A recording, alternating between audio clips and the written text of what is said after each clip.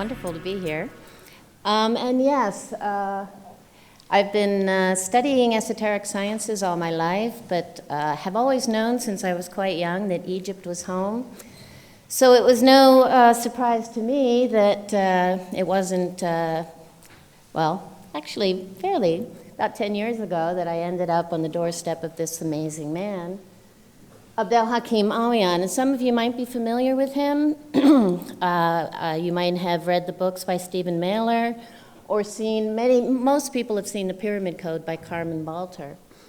What you may not know about Hakim is that he had university degrees in both archaeology and Egyptology. And one of the first things that he told me was the hardest thing he ever had to do is unlearn everything he learned at university to actually understand and really experience what is in Egypt, what's in plain sight that is not addressed by academia and these understandings of looking at our Egyptian heritage.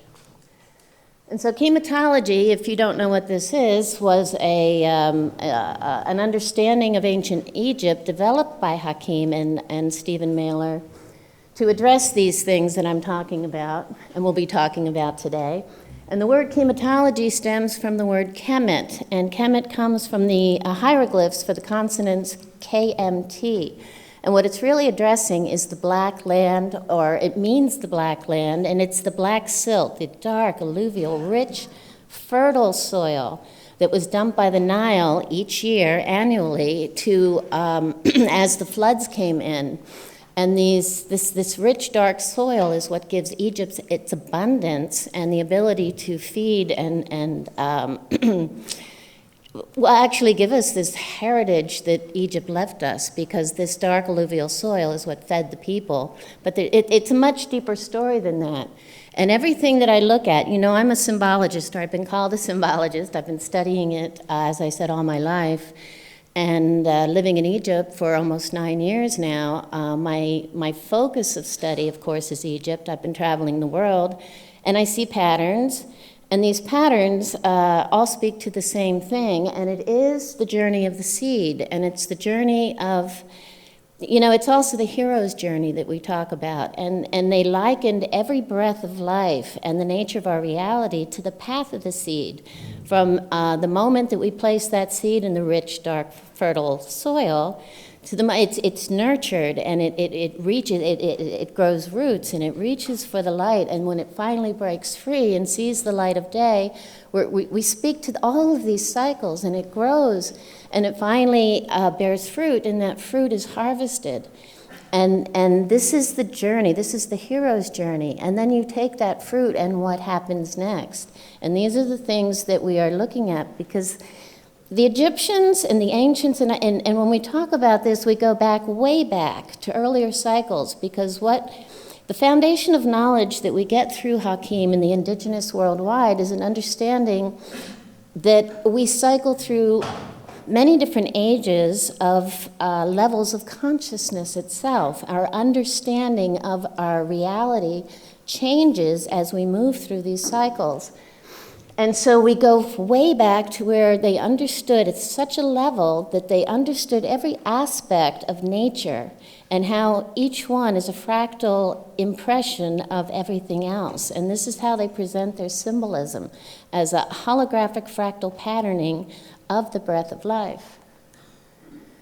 And so one of my challenges when I'm looking at symbols and mythology is to take this, what I'm experiencing and what I'm seeing way back in time, and looking at it as it moves through these cycles, because the symbols, just like the sites, we look at the sites and we see the buildings are changing. Everything's changing with the civilizations. Over thousands and thousands of years, many different civilizations lived on the Giza plateau, or we see temples below temples below temples. Even throughout Europe, you see the structures below the cathedrals, and it goes way down because they build on the same sites for a certain reason. It's the same with the symbolism. The symbolism, you know, when you go way back, and Hakim would have said this, you don't find symbols on the structures. When you look at the Osirian, at Abydos, it's ancient, huge. Some of the blocks, megalithic blocks, go, way up to 200 tons, but you don't find symbols on them because there was no need to express through symbolism. But when we see the dawning of symbolism, we begin to see patterns, but these patterns also change through cycles. So an understanding of a certain symbol, and even the swastika is a great sign of this because it can change through cycles of time. It's the spin, and it's the spin of the electromagnetic current. But depending on where you're looking at it, it can change your perspective of it. Is it good? Is it bad?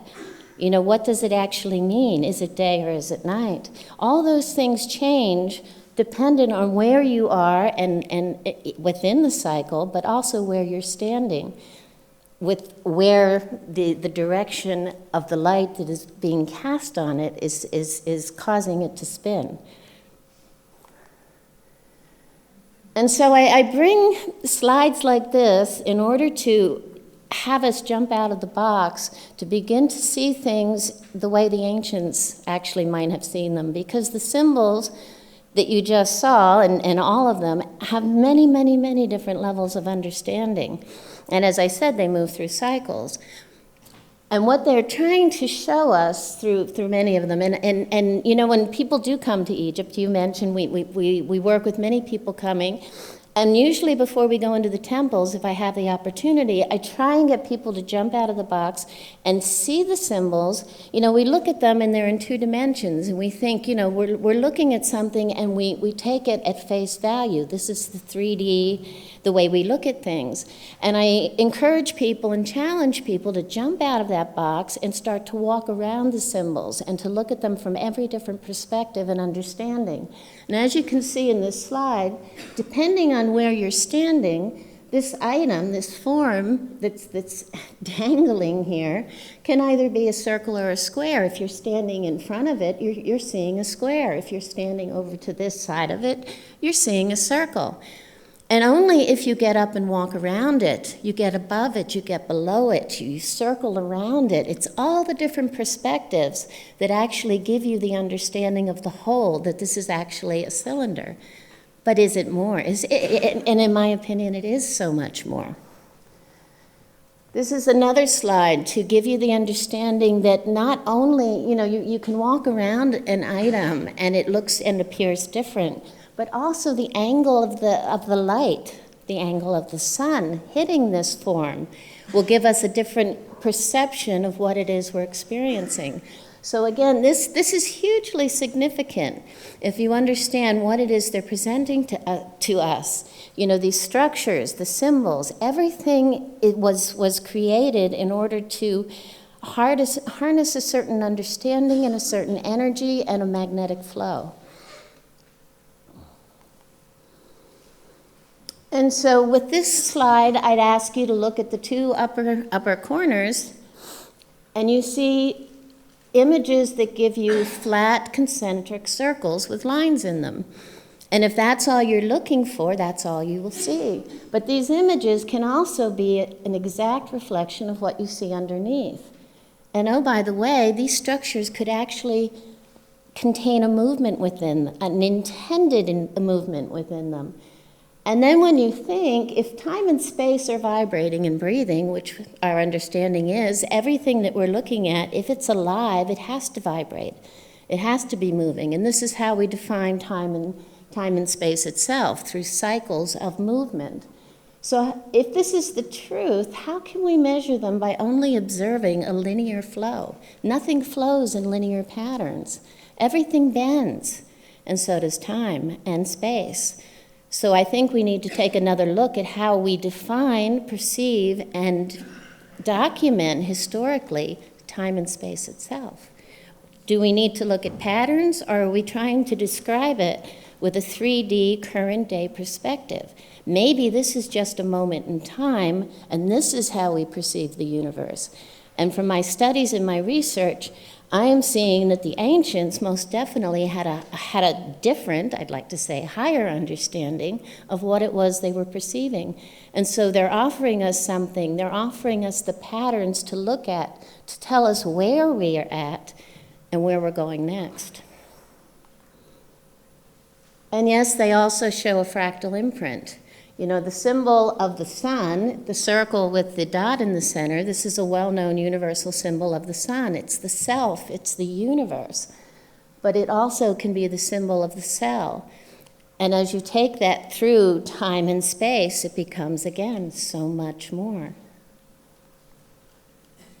And so most people that have even dabbled in anything Egyptian have heard about this pantheon of gods and goddesses. And in grade school, I was told that, you know, the Egyptians worship many different gods, and, you know, and this is an accepted understanding. And it never really quite fit for me. It didn't make sense to me until I started to really do my research and, of course, meet Abdel Hakim Awyan, who taught that this isn't exactly, see, even our labels are containers, and they confine us to certain ways of thinking. And we have these words, religion. Well, maybe religion didn't exist in the ancient times the way we perceive it today, and the term God might have meant something different, or we attach to the term God. And in truth, what the ancients, the Egyptians, actually labeled these aspects of nature, which are gods and goddesses to us today, netters, after the consonants that we obtained from the hieroglyphs, and the consonants are NTR. And these consonants give us the words, the Romans said nature, but they really give us the words, they're the root for the words eternal, nurture, nature, because what they really were aspects of nature, the nature of our reality. And when you start to see the flow and how they present them in the mythologies, they give us an understanding of how the flow of nature and the cycles work. And when you really look closely, it's I call it alchemy because it's not one science. You know, alchemy is an understanding that everything reflects everything else. And today we've separated out our education and our understanding of the universe into tiny little divisions. You know, astrobiologist and astrophysicist, and we're studying, you know, myopically tiny little fields of knowledge, and we've forgotten that all of these fields of knowledge are reflective of each and every one. And I think it's a call for us to bring these fields of knowledge, even if we bring all these experts in their fields of knowledge together, to take a second look at what it is that we're expressing in this nature of reality. It takes a village. It takes more than one understanding to really understand what it is, I think, that we're participating in this moment. And so the symbol for Neter is actually, well, people argue whether it's an axe or it's a flag. It can be both, and there's an understanding for both. But it's fascinating that they use this as their symbol for something so important, and I will explain that in a second. And so to understand what I just have been speaking about, the Neteru, this pantheon of netters, we have 360 original netters. Now they grew out of one that becomes two and then three, and then they grow into this perfect circle of understanding the nature of our reality. 360 netters, there were 180 female and 180 male. And of course, this reflects the duality. Originally, the netters were both feminine and masculine, but then there's a division because this is what happens as we move through the cycles. And so even just to understand this a little better, I have this image, it's you can say it's Osiris, you can say it's the Initiate, and he's in between both Set and Horus. And this statue is in the Egyptian Museum today. And what you're really looking at is Horus is the sun, S-O-N-S-U-N, rising on the horizon. This is just one understanding of the depth. And Set, on the other side, where we get our word Satan, you know, the devil, is really just sunset. You know, day and night, two sides of the same coin. It's the polarity of us, of who we are. They understood that we have two sides. We have the up and we have the down, the right and the left. And in order to, again, understand what it is we're dealing with, we have to understand that everything is always happening in the same reference. So sunrise, sunset, with the initiate in between, when he transmutes this, it's when he's able to rise above this understanding of who we are. Over here, some of you might be familiar with Sekhmet, the standing Sekhmet. A lot of people think that the figure right to her, her right is also Sekhmet. They call it the sitting Sekhmet. Hakim would have called this Mut. It is Sekhmet. It's another aspect of Sekhmet, because every one of the netters holds an aspect of the whole. It's kind of an understanding that we all really breathe back into one understanding. And so Sekhmet standing, as you can see, she's standing in her power. So she's the active force of nature of what this feline represents. And Mut sitting, Mut meaning no need to speak, she's sitting in her power. I liken this to the FDR, comment, speak softly and carry a big stick. She sits in her power. There's no need to stand. She's passive power. And so it gives you an understanding of how they can be aspects of nature, of our nature. And each and every one of these netters, this is the Dendera zodiac. It's a pen and ink drawing of it you might be familiar with. It was found at the Temple of Hathor in Dendera. And what you're looking at is there's 36 netters, and each one represents a decan of a perfect year, 360 days. But you're really looking at, and each one can be divided into another 10 expressions. And each expression, each netter represents a day, all right, in a year cycle, but also in a great year cycle. Each one represents every aspect of the sun cycling through a year, through a great year, through a day. See, they understood that there's cycles within cycles within cycles, and each one addresses, again, it's a fractal impression of the whole. So you see, it's a whole different way of understanding. And looking into this, it can be mind-boggling, but it seems so complex, and yet it's so simple in its design. And it really helps one to gain a great understanding of what these ancients were capable of. We see this symbolism, this formula, being expressed throughout time and space itself. And this is an image that we get from the Cathedral of the Living Pillar in Georgia. And you see the sun in the center and everything revolving around it, because these are aspects, angles of light, if you will, angels. And that's what the netters, the gods and goddesses of Egypt actually represent.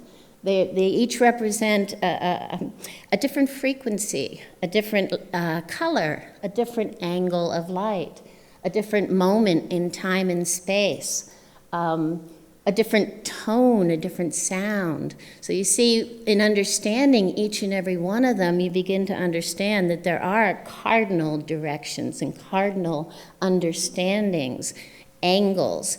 And you see, we go back to what Howard was speaking about. I'm a great fan of Howard Crowhurst. And these angles all are extremely significant because they represent archetypes of understanding. And so even when you look at, and I liken this to the angles of light, the angels, and you look at how we're often told about the archangels, these special angles and angles, and you think Archangel Michael is already represented as the blue ray, this blue angle of light, which is an archetype, and he holds the sword. So just to give you an example of how this all works, this is all an expression of the nature of our reality. And again, you can see that when an angle of clear, bright light hits a prism or a drop of water, it splits off into all the different rays of color, and we can also liken these to, as I said, the archetypes. And each and every archetype is an aspect of yourself. We don't have to be confined to a label or a box of what we are. See, they teach us that we are everything, and we tend to confine ourselves to label. My name is Patricia, but I'm more than Patricia. If I just sit still in Patricia, then I confine myself to one expression of being.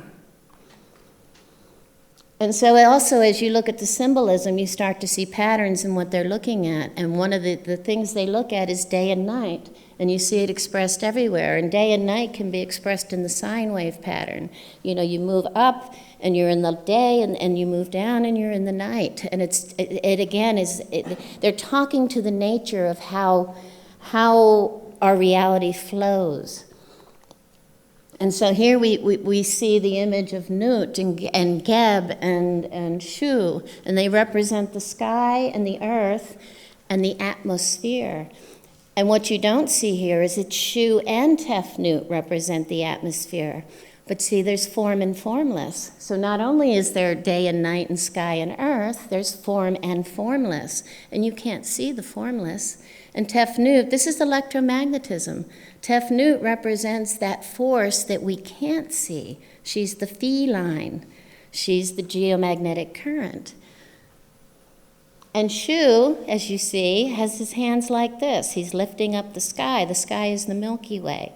You know, we all have, in traveling around the world, I discovered that there are many indigenous traditions that speak about a time when the sky and earth were separated. And it makes one wonder, what could they possibly mean by this? But you know, life itself is an expression. If you're alive, then you're moving in waveform, okay? And what they're expressing is this electromagnetic nature of our reality. And so this is the symbol for Ka, and Ka is the life force. It is electromagnetic. And so this is what Shu and Tefnut represent. And again, you don't see Tefnut, but she's there. And so they knew, and they spoke to duality. They understood that in order to be alive, again, you have to be in movement. You have to be in waveform. And so we express in dual, polarity.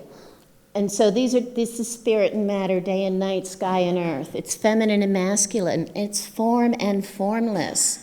You know, we only look at the form. We believe we are our physical bodies, but we're so much more. We exist in many different levels of understanding. And if we believe we're only our physical bodies, then we are limiting ourselves. We are being held hostage in a container that keeps us limited in the way we express ourselves. And then they go and tell us that, guess what? That everything that we think we're experiencing is all an illusion. It's Maya. In India, and I've traveled, as I said, everywhere. Not everywhere, I'd like to travel everywhere. But in India, you know, I discovered this term for the illusion of what it is we think we're experiencing. And it's Maya. And in Egypt, Maya means water. And what is it? But what does water do? But it flows in waveform. So it is the watery illusion.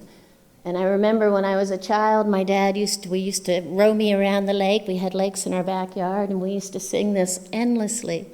And now I totally understand, merrily, merrily, merrily, merrily, life is but a dream. And, you know, I went to Australia, and I met an amazing woman, Stella Wilden. And, of course, if you're familiar with the original people of Australia, they tell us we're just living the dream time. We are the shadow. You know, what's real is the space between the forms. And so back to when the earth and sky were separated.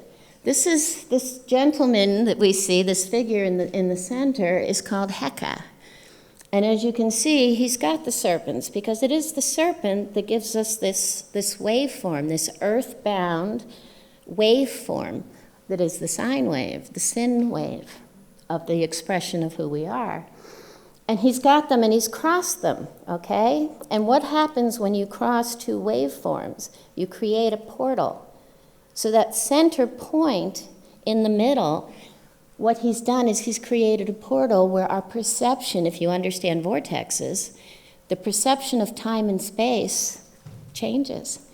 You have harnessed the energy of the current, and this is what Heka means. And you can see Ka is in his name, his hieroglyphic name, because what he's doing is and H itself represents what it is that separates the sky and earth.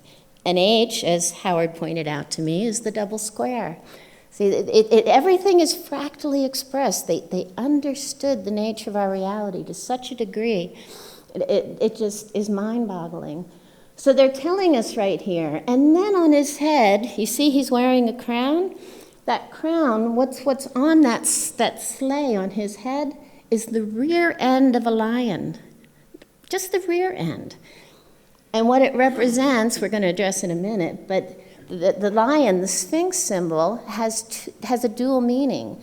Because you have the Sphinx, and the Sphinx is you see it with the paws outstretched, but if you cut the Sphinx in half, the front of the Sphinx is the L, okay? Lion, L, left.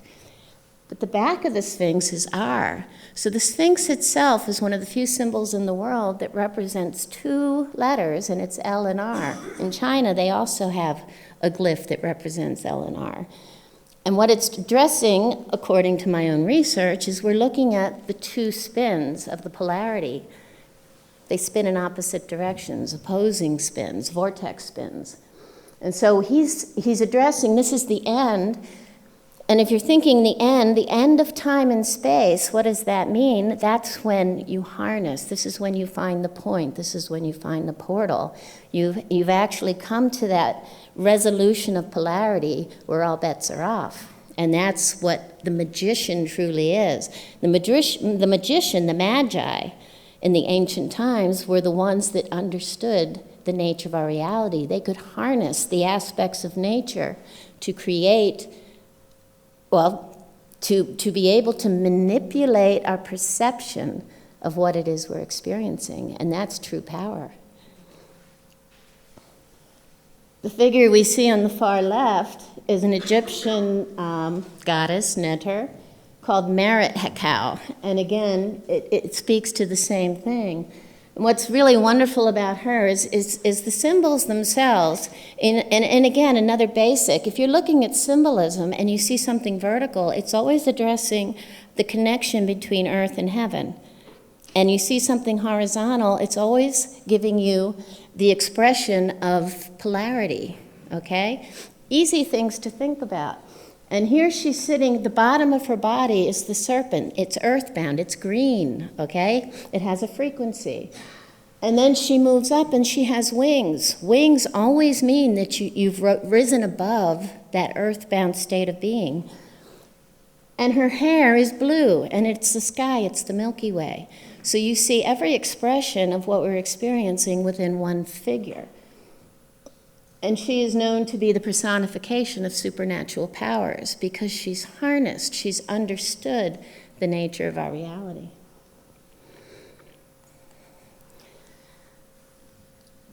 But let's go back to the beginning. In the beginning, in Egypt, they say there was nu, none, nothing, no thing. That's silence, that's the still point in the center. That's the primordial womb of unmanifested potential. Anything's possible. And then, from the innate friction of its own duality, its own polarity, it starts to breathe. In the Egyptian creation stories, Atum is known to be the creative force. He is the God who creates. Out of himself, he creates the universe. And in the creation myths, Atum first appeared from the infinite waters of Nu, nothing, the void, onto the primeval mound before heaven and earth were separated. He is the point. From his semen, he metaphorically creates the universe as the 360 Neteru.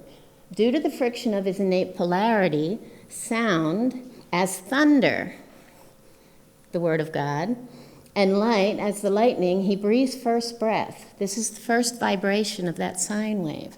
So they're explaining to us in this creation story the first breath of life from that moment of silence, the pause, okay? The flowing cycles of energy spiral into this illusion of form, which can be measured to define time and space, because at that point, there is no time and space.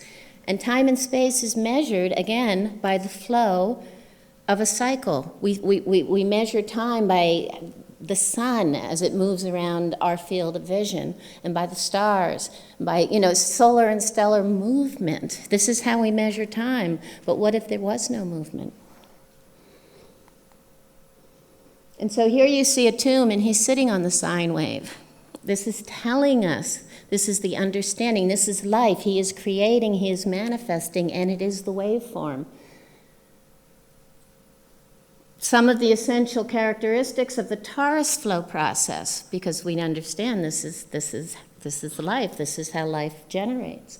It is centered by a still point of singularity, has a central vertical axis of rotation, both receives and emits energy simultaneously, is self-sustaining and made from the medium in which it exists. And so we've described, as I said, we've described this process of the beginning of life in an alchemical formula. So original seed is H, the hydrogen atom. Atum is said to have created himself from the primordial waters of chaos or Nut. He creates Shu and Tefnut, electromagnetism.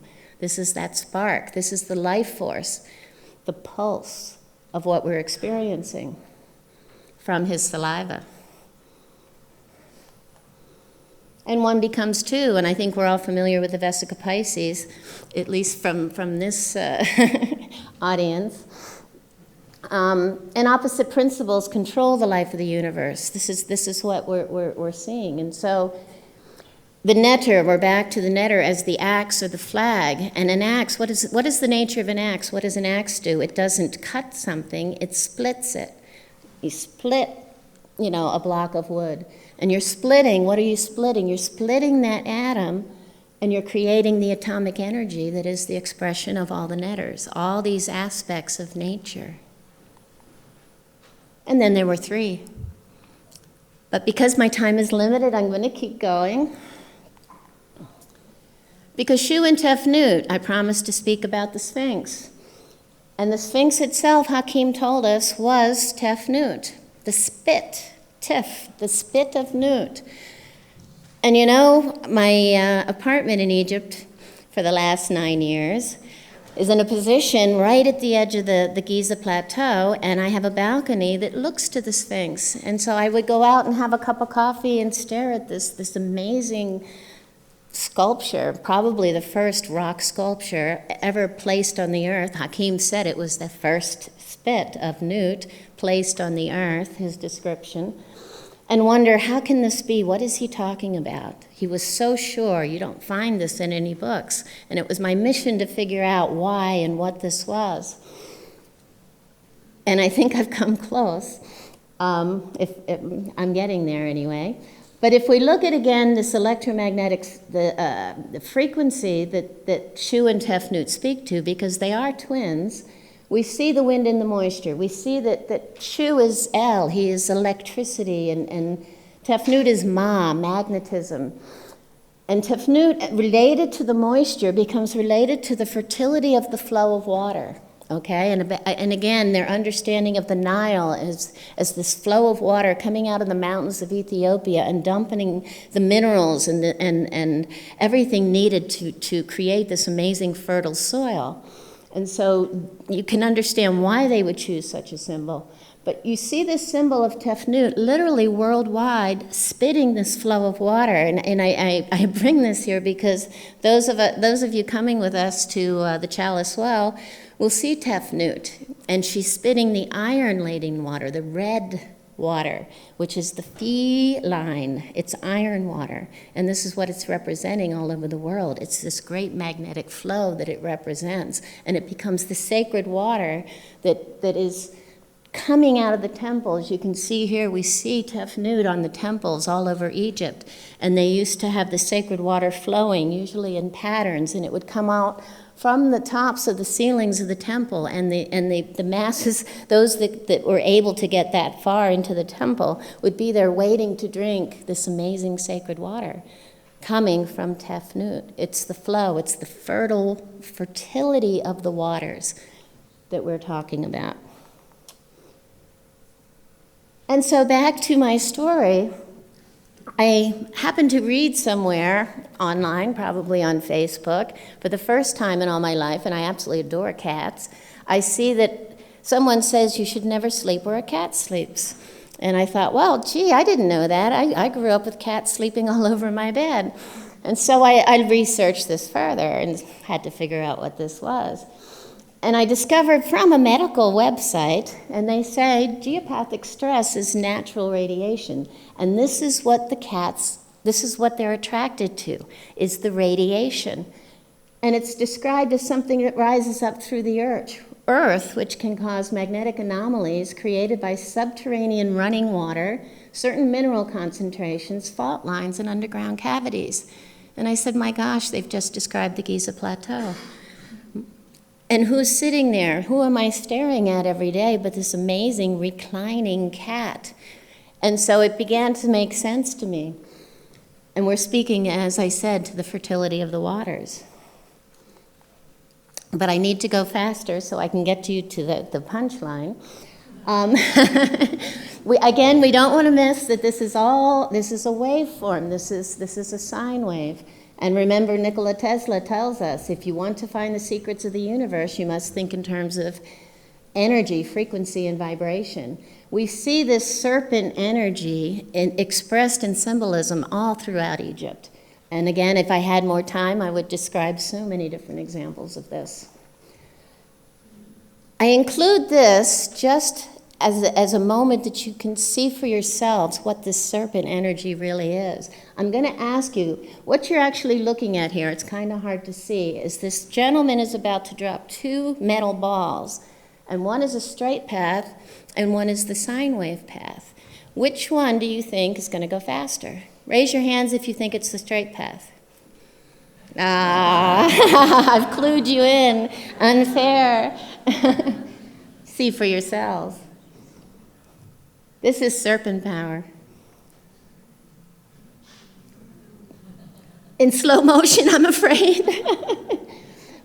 But what I would also have you point out, there's so many factors that go into this, and I don't want to take the time to explain it, but look at this. This is amazing. But do you notice that at the peak and every nadir of this path of the ball, it pauses?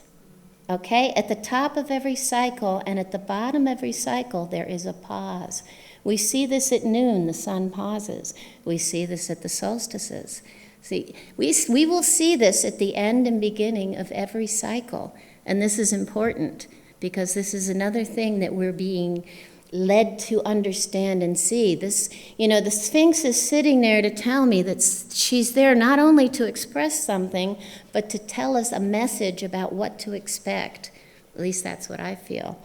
And so she's pointing to something that may be happening in our future. And I believe that if we figure it out, we'll understand. Again, we're all feeling that something huge is about to happen. And I believe she's there to tell us what it is. And it's all in the pause. Or under the pause. And so my friend Stella in Australia, one of my favorite comments, and she was given the wealth of the Aboriginal or original understanding in Australia. And again, I wish I had time to talk more about that. But one of my favorite phrases that she uses, that the originals use, is, we are all just clever water. And back to that illusion, it is a containment of waveform in patterns. And again, I just want to reiterate, it's the patterns we need to be looking at. So all waveform spins, right? And it spins in many different directions, okay? And so the directional spin determines whether one side of a magnet will attract another. Opposite vortex spins attract. Like spins repel. So when you see the symbolism, and I'm just going to point it out, when you see lions or sphinxes or lions' gates, you see two lions facing each other, you're looking at the attraction. And when you're seeing them facing out, this is the repelling magnetic current. See, just these little hints as you're making your way around the globe and you're looking at the symbolism, you're beginning to understand what the different frequencies, the different temples were actually harnessing, what currents, and you begin to see more patterns. What we perceive as north and south poles are actually clockwise and counterclockwise vortex spins emitted by the magnet, and they create force fields. And they're fractal. So through my research, I came to this understanding, from all the symbolism that I see in Egypt, that our world exists as these two opposing spiraling spins. And the more I study it, the more I have a clear picture in my mind. And as I'm researching it, I stumble onto the work of Walter Russell. And I'm just amazed at what I think I'm discovering, but of course it's all been discovered before. There's nothing new under the sun, Hakim used to say. And at one point, that kind of made me a little depressed. What do you mean? I can't do something new and different? And I raised my hand and I asked him, and he said, well, it spirals. It evolves, and it also involves. And so what you're looking at here is an understanding of how everything emits. And it's only a three-dimensional structure. So we can't even imagine this in other dimensions of understanding. But even with our limited scope of vision, you can see that it's all emanating, flowing into and out of one central point, okay? And we have a field of vision, and that's where we are. We are the observer. We are the center. We are the self. We are the one experiencing form and formless in any given moment or non-moment. So creation occurs as twin opposing magnetic fields that spiral in opposite directions from one particle or body of light that vibrates, breathes, exhales, and inhales. Electrical sine waves of its mind through the heart's desire of consciousness to experience its imaginings. Some of you might have heard that before. This is a different way of seeing it. I see things in patterns. And so, if you remember my earlier slides, you remember I said you can look at things in 2 dimensions and 3 dimensions. Well, you see, here's the symbolism that has you looking down at the image I just showed you. The ancients understood the patterns of the current, and they knew how to harness them. And so the spiraling energy into a vortex generates from the center, as we've talked about. But you see it's breathing and it's emanating from the... Again, how can we measure time through linear patterns? But what we come to understand and what they tell us is the matrix, this outer shell of electromagnetic current, is our understanding of the mind, and the life force is its pulse. And remember, the life force is Shu and Tefnut. Taoist sage said, when there is no more separation between this and that, it is called the still point of the Tao. At the still point in the center of the circle, one can see the infinite in all things. See, we want to inhale into this self, into our centers. They say, look within. And this gives us a greater understanding of what that means, because that still point, why do we meditate? Why do we look for the stillness? Because that still point gives us the inspiration and the knowing. It's the static that keeps us in fractal, dismembered understandings of what we're experiencing. And so the more I came to understand the symbolism, the more I understood that these wings, this is Isis, Iset, and Nebhet, her sister. There's 4 twins, and they're all related. And we see Osiris also, the brother. And Isis and Nebhet have got Osiris protected by their wings. And these wings are actually the electromagnetic field that exists around the earth, around the sun, and around you, and around each and every life force organ within your body. Some people call these the chakras, okay? And this force field, again, it breathes, and therefore our perception of time and space breathes. And I bring this to light now because our magnetic field of the earth is changing, and it's changing rapidly. And it's starting to thin. This is the veil. This is the veil of Isis. This is the veil they say we're born into. They say that the electromagnetic field of the Earth is protecting us from those great galactic rays. And yes, because we've identified with the physical, and we think we are our bodies, if those rays were to hit us, the radiation would kill us. But if we were to understand, to raise our level of consciousness, and the veil no longer existed, we would have those galactic rays of enlightenment. It would be a whole different process. And it's all based on our conscious perception of what we're experiencing.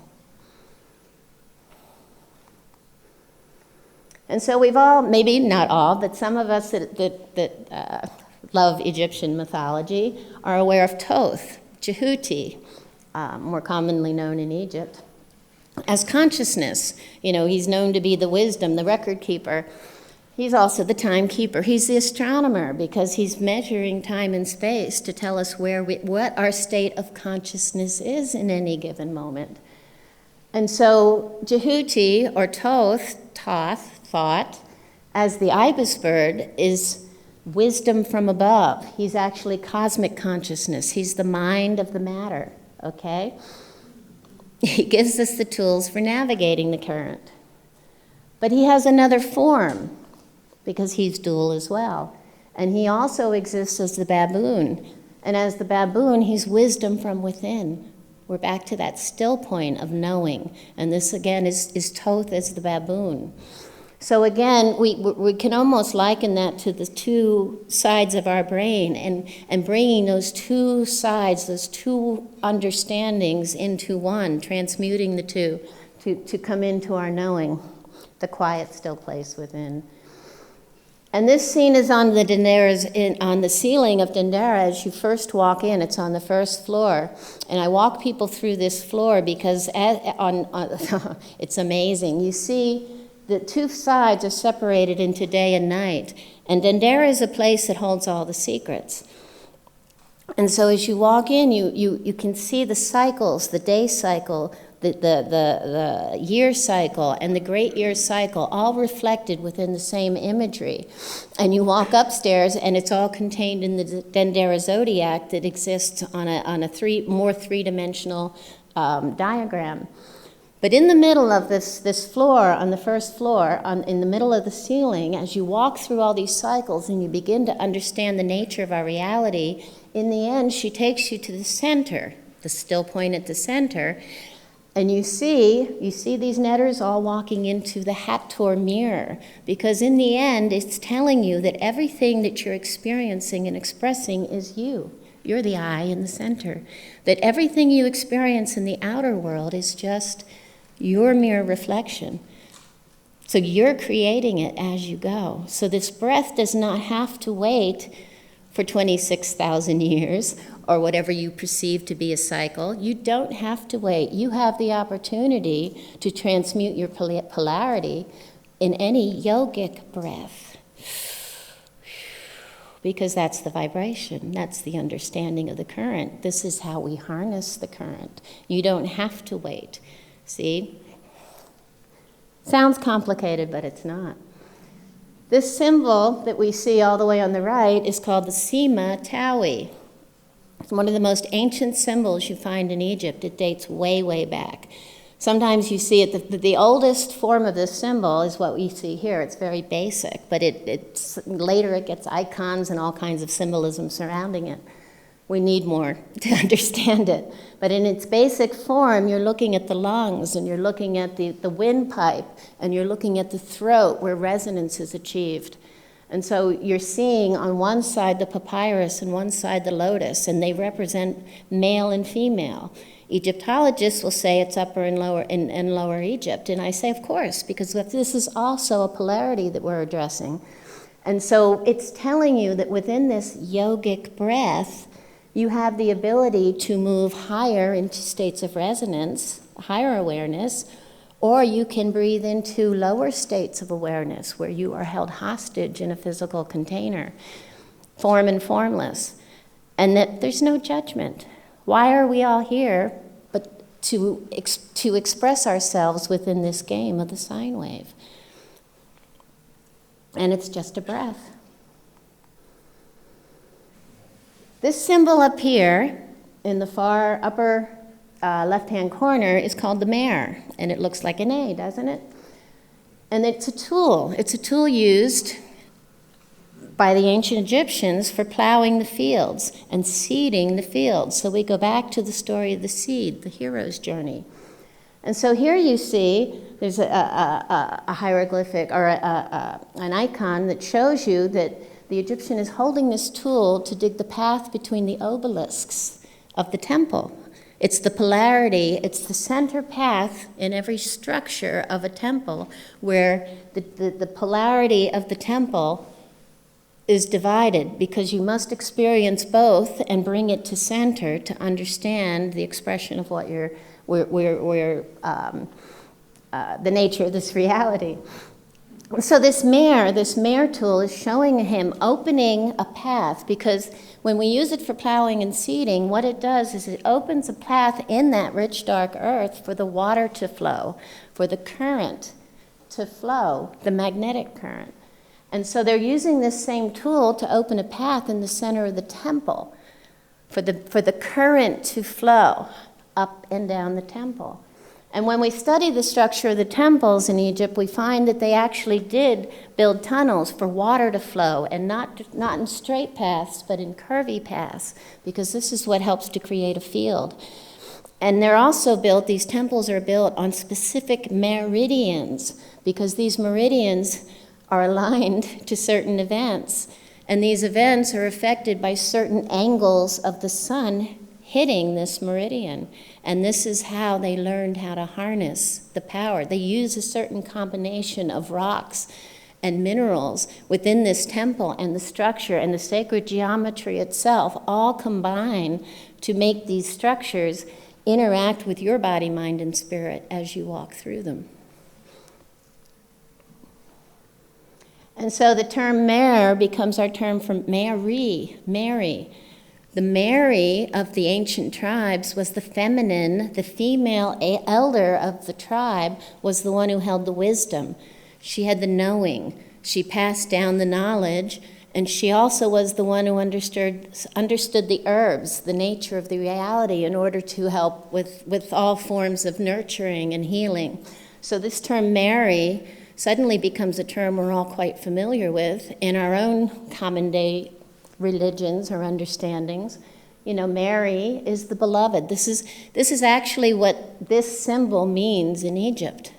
This symbol that plows the field for the nurturing of the plant is known as the beloved, because this is how they relate everything, this understanding of nurturing and healing, which is a feminine quality.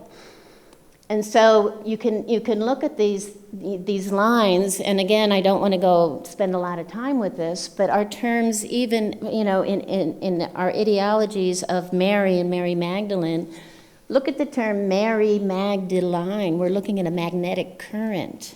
We're following a flow. I'm not saying that the original, the understanding, it's an understanding that is fractally patterned, even in the expression of a life lived. And so this is Hathor. And Hathor herself, as a symbol, explains almost everything I'm talking about. Okay? So she is known to have said, I am the Alpha and Omega. I am all that is, was, or ever shall be. And she is all that. And if you look at her, her hair itself is the Omega symbol. And it's also the Milky Way. And her face is ambiguous. It's male or female, because it is the Alpha, it is the seed. And as the seed, it's that seed of potential. This is the hieroglyphic for Hathor's name, and it's Hathor, okay? It's the place of the whore. The whore is the falcon, and this we understand is Horus. She's the place of Horus. There's many understandings of this. She is the womb that holds the seed of potential, which is Horus, who is a symbol also of this hero on its journey. It's the seed.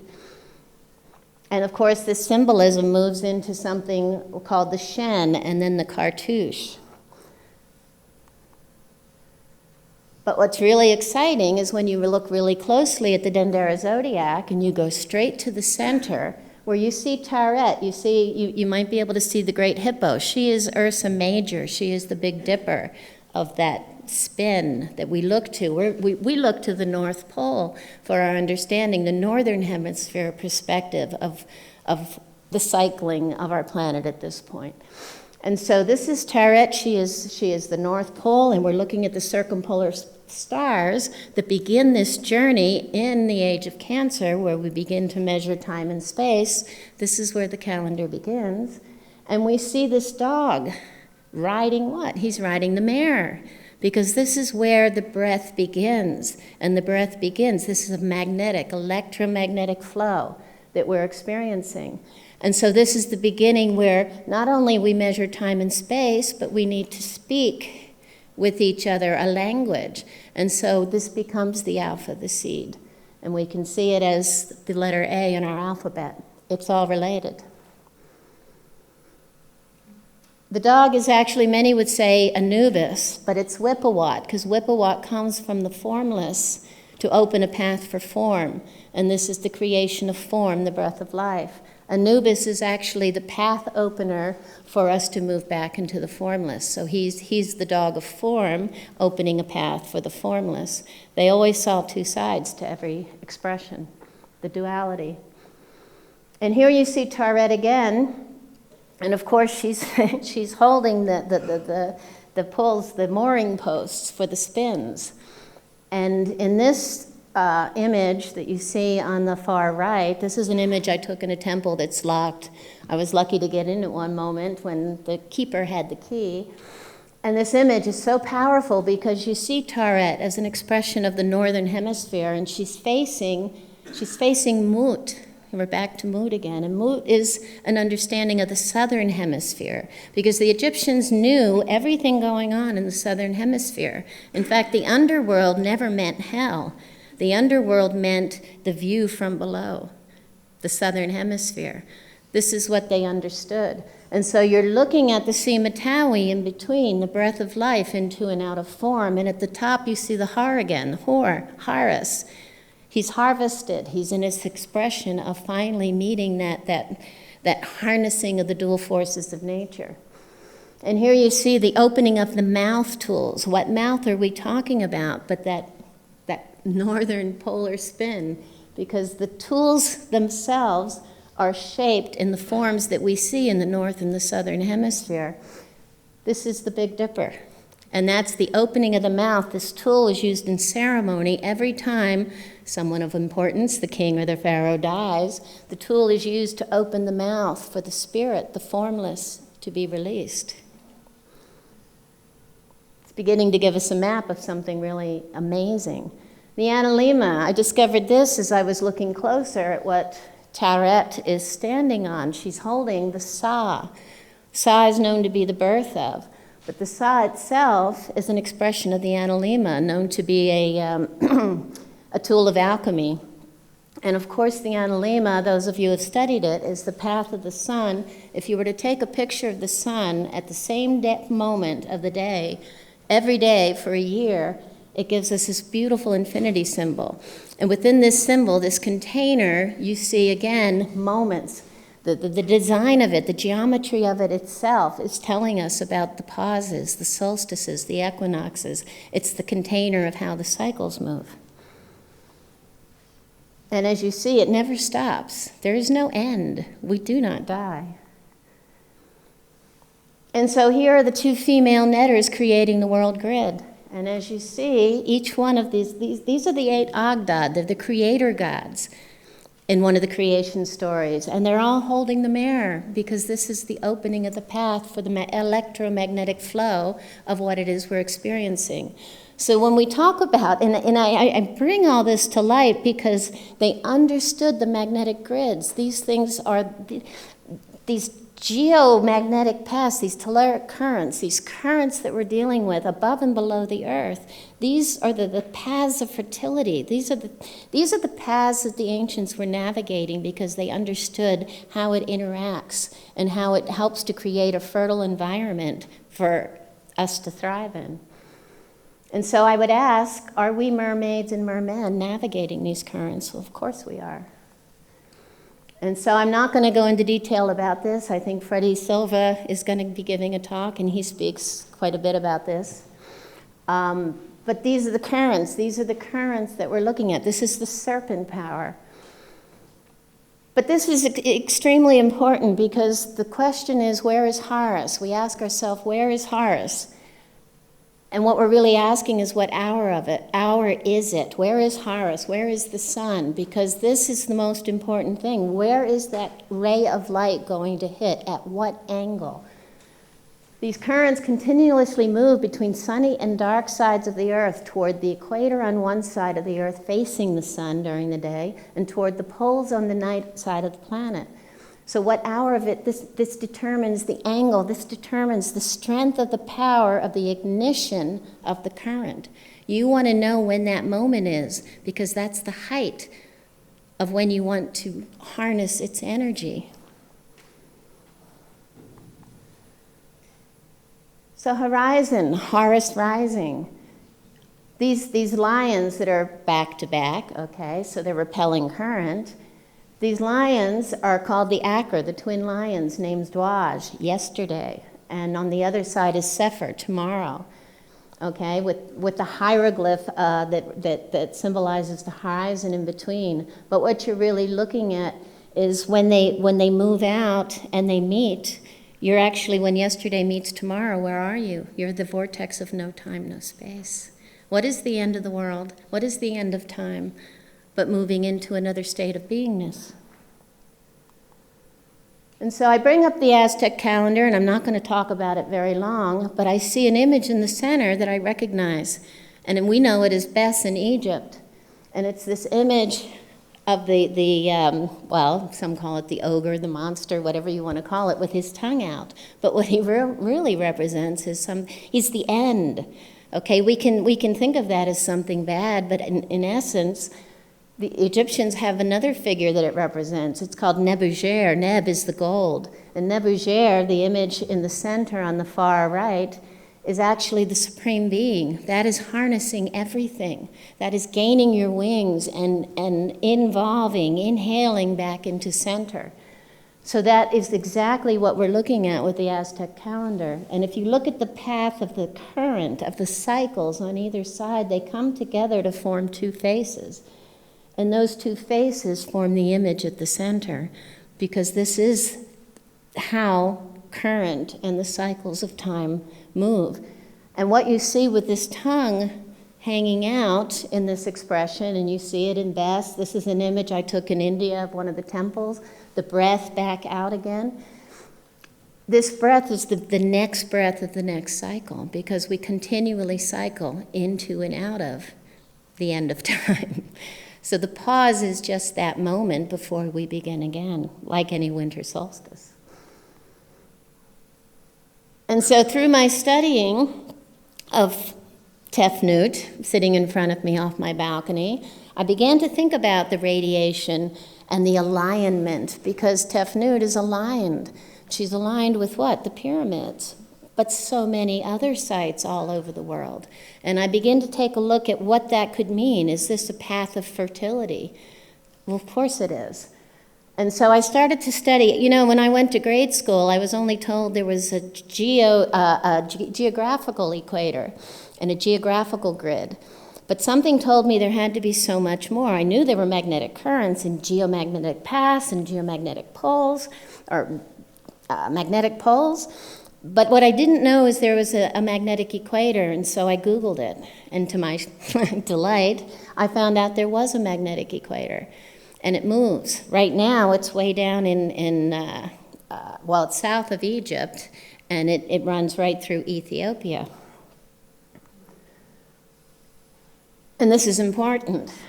And the other thing I find is the king's lists. The king's lists are all over the world, and they talk about all these rulership. Well, what is rulership? What is a ruler but a measurement of time and space? We look to someone outside ourselves to define the measurement of our borders of time and space. So these kings, from my research and my understanding, these kings lists, their labels, are actually telling us of a movement between cycles of consciousness and how we perceive time and space. And so these are the early pre-dynastic kings that we see in the Syrinx. And each one has a whore on top of it. Okay, and this whore is understood to be the power of God. Okay, it's the power of this electromagnetic current. And so what we're actually beginning to see, and I see these signs, and we see them in obelisks all throughout Egypt, and we see these kings list, and as we move into the dynastic times, it becomes contained in the cartouche, but every king has 5 labels, and one of them is the Golden Horus name, okay, which would imprint the same idea that we're looking at here. But each one of those 5 labels addresses one of the 5 cycles of the Cometian understanding, very similar to the Mayan and to the Vedic cycles of time. But anyway, this Horus name is actually, again, where is Horus? So they're telling us there's a path. And what we've been following, I have a geologist on my team, Susan Moore, and we're taking a look at this path of the current from a geological standpoint and where it moved and how they were harnessing its current throughout Egypt.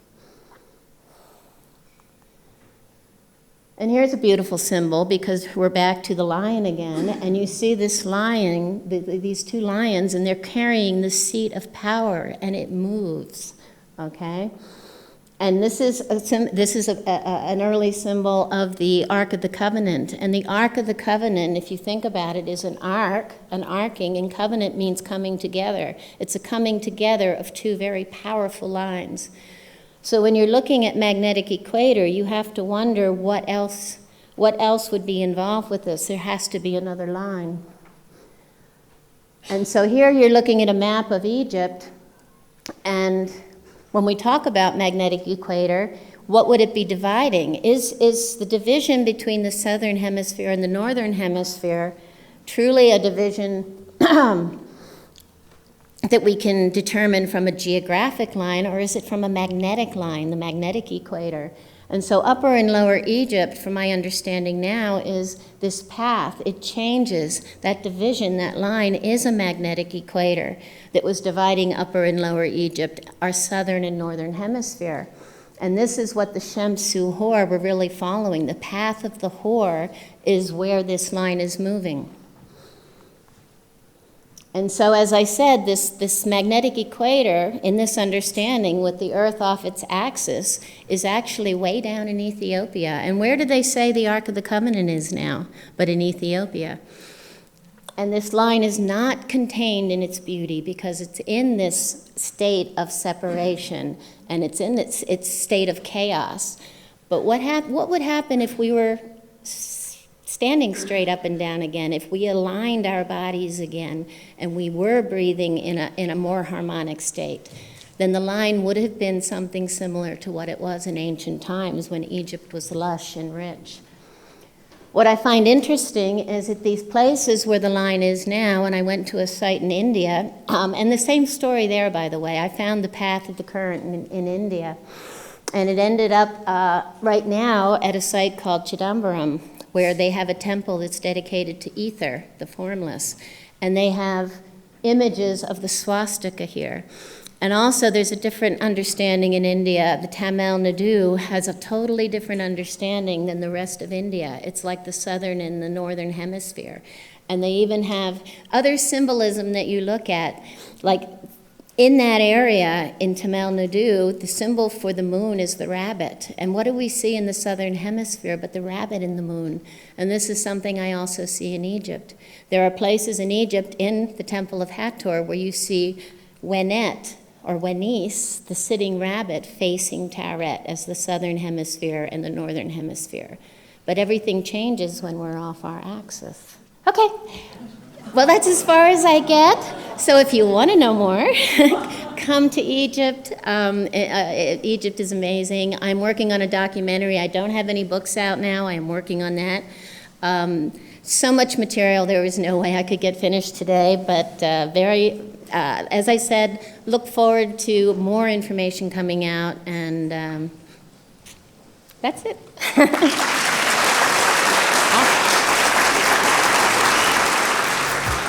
Thank you.